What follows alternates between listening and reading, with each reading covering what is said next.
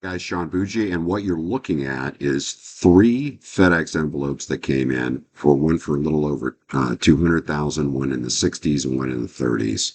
A couple things you're going to realize here or see here, just because I know there's so many haters out there. First of all, we send a label, a FedEx label, to our guys, to our mobile notaries, and we do that so that they can send the documents back as quickly as possible. So we use the return addresses, of course, ourselves, and also the sending addresses ourselves. So for those of you out there that are saying, oh, you sent a FedEx to yourself. No, we sent a FedEx label to the notaries so they could send that into us. And if there was an issue, regardless of where FedEx returned it, it would come to us. The other thing you're going to see here is the actual amounts.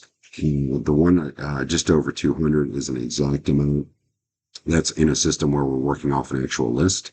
The other two were on our panning system, and as a result, well, one of them was a panning system, and as a result, uh, there's an estimate on there based on the fact that there could be additional charges from the bank. The other one was a national surplus deal, but on that one, there was additional debt. And we always go conservative on these. The way that our buyout agreement reads is if there's more money there than we agreed on, they still get the same percentage or the same percentage based on the higher dollar amount. So that's how we cover that. No, just so you know, I'm not going to send you guys a copy of the contract or the buyout agreement or the power of attorney to our attorney, any of that. If you haven't purchased our program, it's already in our programs. Anyway, just wanted to share the good news. Hope to see you on the other side. Surplusfundsriches.net.